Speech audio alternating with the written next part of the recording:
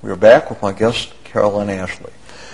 Caroline, you talk a lot about the fact that you have a very rare talent, a lot of expertise in appraising art, antiques, and textiles, and that you're, I guess, fly all over the country, all over the world, as an expert for many purposes. What should someone look at in determining whether or not they should hire Caroline Ashleigh or someone else? That's the best question of all. What I think a person needs to do, let's say you open the yellow pages to appraisers, and whether you're an attorney or whether you're a layperson, you just have a collection and you have valuation needs. Okay. What is most important is to determine, when you make those calls, if that person is a member of an appraisal organization like the ISA, the AIA, or the ASA. What are the differences in the three? I mean, are they comparable or are there different requirements? They're fairly comparable. One is the Appraisers Association of America, the International Society of Appraisers, and the American Society of Appraisers, and they're all comparable. But those are the three most prestigious organizations. So number one, make sure they're a member of one of those three. Okay. And the second thing, and even more importantly, make sure they're a certified member. Again, they've passed the tests and the certifications required to really differentiate their expertise beyond just the membership requirements. So they've actually been tested, as I said, in theory, methodology, and they have been certified in an area of expertise so that you can really understand if it's a match, if what they know best is what your collection represents. That would be important. Right. What have you found to be the most gratifying thing about what you do in your fascinating career? Without question, the most satisfying thing, is to identify those treasures, whether it's on the roadshow, or whether it's when I'm just working in a private manner, is to really find those treasures in the attic, in the basement, wherever they may be, and to educate people about their value and their history. Caroline, on the other hand, what have you found most difficult about your career?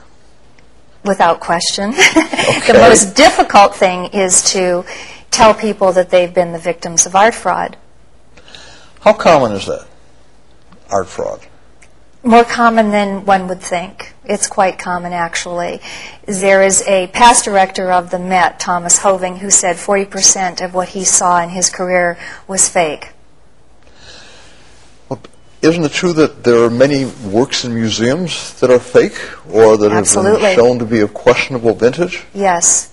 Because, as I mentioned, these fakes are so well done that they can go under the radar of curators, under the radar of even people like myself sometimes, and therefore sometimes it requires a consensus of opinion by more than one person, more than one expert. Have you ever been tripped up on one and found that you thought it was real and it wasn't? Yes, I have. I guess it could happen to anyone, but what, in the final moments, would be some advice that you would give perhaps to a collector, perhaps to someone who's, just getting interested in the field of whether it's couture or art? What are some words of wisdom that you could provide for our viewers in this area? I think if a person's objective, is to acquire pieces and to grow a collection, that they really want to make sure that they get the best possible advice from an art advisor, an art appraiser, and make sure that that person is really an expert in their field. It can really save them a lot of money and a lot of heartache down the road. Do you ever go shopping with people? In other words, you have a client who's looking for certain art. Will you ever go with them? I do. I take clients to New York. More often than not, it's New York, because I can take them to the specialists that I know in the auction houses when major auctions are being conducted, like the Picasso sale that we just discussed. And also I know the galleries, and I can take them to the leading galleries, in the areas of collecting that they're most interested in.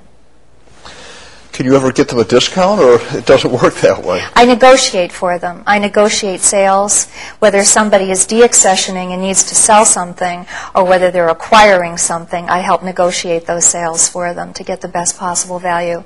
So you can really help in many respects. That's right. Caroline, I want to thank you for being my guest on Practical Thank you, Law. Henry.